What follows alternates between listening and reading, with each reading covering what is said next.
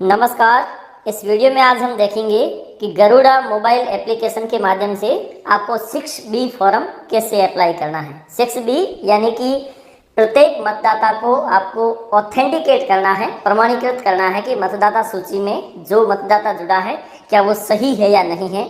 मूलतः आधार के माध्यम से करना है, लेकिन अगर कोई मतदाता आधार नंबर देने से असमर्थ है तो किसी अन्य डॉक्यूमेंट्स के माध्यम से आप उसे प्रमाणीकृत कर सकते हो।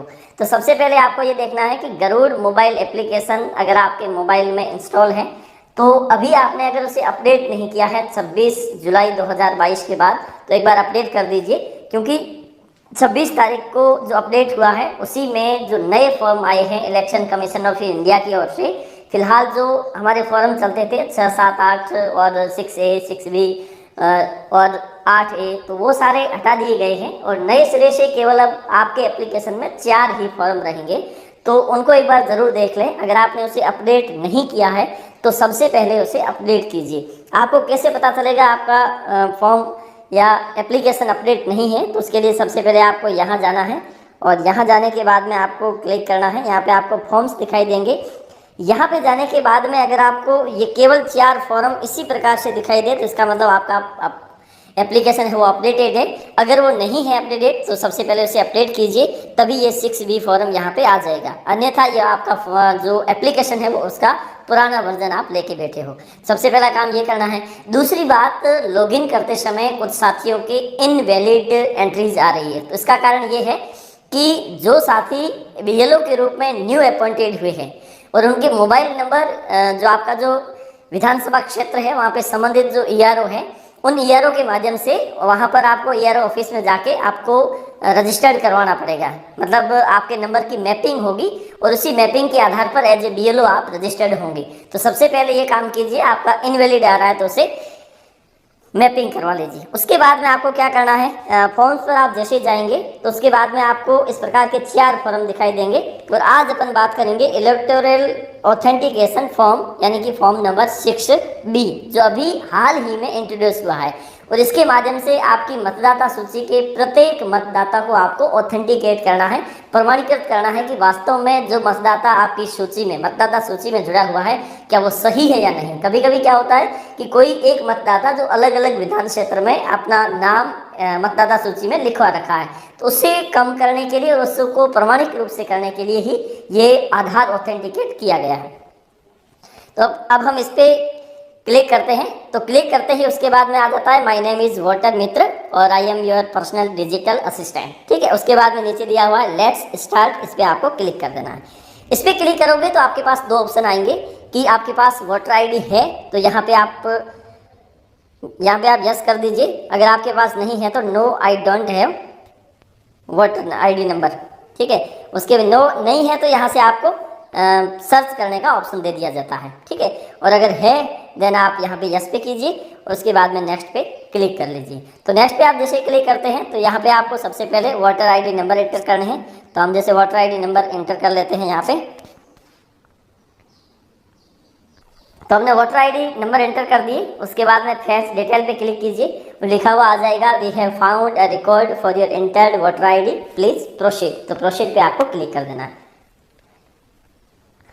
तो प्रोसीड पे जैसे क्लिक करोगे तो उस मतदाता की एक डिटेल्स आपके सामने आ जाएगी, कौन से भाग संख्या में है, सीरियल नंबर क्या है, और एक बार उसे जांच लीजिए। अगर वो सही है देन आप नेक्स्ट पे क्लिक कर दीजिए। तो नेक्स्ट पे आप जैसे क्लिक करते हैं तो यहाँ पे आपको दिखाई दे रहा होगा कि वोटर का नाम, फिर हिंदी में, फिर उसका इलेक्टोरल जो रोल नंबर है ये जैसे सेव आ गया, उसके बाद में एपिक नंबर आ गए।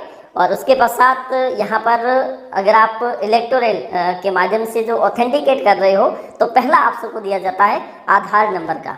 तो यहाँ पे सबसे पहले आपको आधार नंबर एंटर करने हैं। ठीक है, और आधार नंबर आप जैसे एंटर करोगे तो उसके बाद में आपसे कोई किसी प्रकार का ऑप्शन और न किसी प्रकार का कोई डॉक्यूमेंट्स लिया जाएगा। अगर आप आधार नंबर देते हैं तो आपको किसी भी प्रकार के डॉक्यूमेंट्स देने की आवश्यकता नहीं है। अगर आपने ये ऑप्शन चूज कर दिया कि I am not able to furnish my Aadhaar number because I don't have Aadhaar number, अगर कोई मतदाता आपको आधार नंबर नहीं देता है या फिर उसका आधार नंबर नहीं बना हुआ है तो ऐसी स्थिति में आप इस पर जैसे ही क्लिक करोगे तो आपसे कोई एक डॉक्यूमेंट सेलेक्ट करने के लिए कहा जाता है। और उसके बाद में उनमें से कोई एक डॉक्यूमेंट्स, जैसे मनरेगा का जॉब कार्ड हो सकता है, या passbook with photograph issued by bank या पोस्ट ऑफिस, या हेल्थ इंश्योरेंस का स्मार्ट कार्ड हो सकता है, या फिर ड्राइविंग लाइसेंस हो सकता है, या फिर पैन कार्ड या smart card issued by RGI under NPR, या Indian passport, pension documents, service identity card या official identity card issued by MP MLA MLC, या फिर unique identity ID card issued social justice and employment department, ठीक है, government of India. इनमें से किसी एक पर आप चूज कर लीजिए। जैसे हम करते हैं पैन कार्ड पर, तो हमने पैन कार्ड पे किया, तो पैन कार्ड पे करने के बाद में आपसे मांगा जाता है कि जो डॉक्यूमेंट्स आपने ऊपर चयन किया है उस डॉक्यूमेंट्स की एक प्रति यहाँ पर आप अपलोड करोगे। मान लीजिए अगर आपने पैन कार्ड किया है तो पैन कार्ड की एक फ़ोटो खींचिए, और फोटो खींचने के बाद में उसकी जो फॉर्मेट है वो जेपीईजी या जेपीजी फॉर्मेट में ही उसे अपलोड करना है, जिसकी अधिकतम जो सीमा है, उसकी जो साइज़ है वो 2 MB से ज़्यादा नहीं होनी चाहिए, ठीक है। उसके बाद में इसे आप अपलोड कर दीजिए। अगर आपने यहाँ पर अपलोड नहीं किया है या फिर आप नहीं करना चाहते और आधार नंबर देना चाहते हैं, देन आप इस पर आप राइट क्लिक को छोड़ दीजिए, आपसे कोई किसी प्रकार का डॉक्यूमेंट्स नहीं लिया जाएगा। तो इस केस में हमारे पास आधार कार्ड नंबर है, तो ऐसी स्थिति में हमने आधार कार्ड नंबर को ही एंटर किया है, ठीक है। आधार कार्ड नंबर एंटर करने के बाद में मोबाइल नंबर एंटर करोगे, उसके बाद साथ लोकेशन प्लेस आप दे सकते हो, उसके बाद डन पे क्लिक कर दीजिए। डन पे आप जैसे क्लिक करते हैं तो आपके पास आ जाता है कि आप इसे सबमिट करना चाहते हैं या नहीं। तो ऐसी स्थिति में आपको अंत में कन्फर्म पर क्लिक कर देना है। तो कन्फर्म पर आप जैसे ही क्लिक करते हैं तो लिखा हुआ आ जाएगा your application has been submitted successfully on date 30 July 2022, और ये आपके रेफरेंस नंबर है जिसे आप लिख के रख सकते हैं। अब दरअसल इसके बाद में इसमें क्या होने वाला है उसके बाद में हम देखेंगे। तो ओके पे यहाँ पे क्लिक कर देंगे। तो ओके पे हमने जैसे यहाँ क्लिक किया तो अब ये जाएगा संबंधित ईआर ऑफिस के पास, ठीक है, और ईआर ऑफिस के पास जाएगा और ईआर ऑफिस उसे बीएलओ असाइन भी कर सकता है या फिर सीधे तौर पर उसे अप्रूव भी किया जा सकता है, ठीक है। और बीएलओ असाइन दरअसल 6 नंबर फॉर्म में ज़्यादातर किया जाता है और इसमें 6B में भी किया जाता है। तो उसकी अभी तक प्रोसेस नहीं हुई है, क्योंकि अगर होता तो यहाँ पे इसकी एक नंबर शो हो जाता। अभी तक इसमें ऐसा प्रावधान किया नहीं है, लेकिन अगर होता है तो आपके पास आ जाएगा, आप उसे एक बार फिर से अप्रूव कर दीजिए। उसके बाद में इसकी जो एंट्रीज है वो सारी सक्सेसफुली हो जाएगी। इस प्रकार से आपको अपने गरुड़ा मोबाइल एप्लीकेशन के माध्यम से सारा कार्य ऑनलाइन और प्रत्येक मतदाता को ऐसे ऑथेंटिकेट करना है। आज के लिए इतना ही।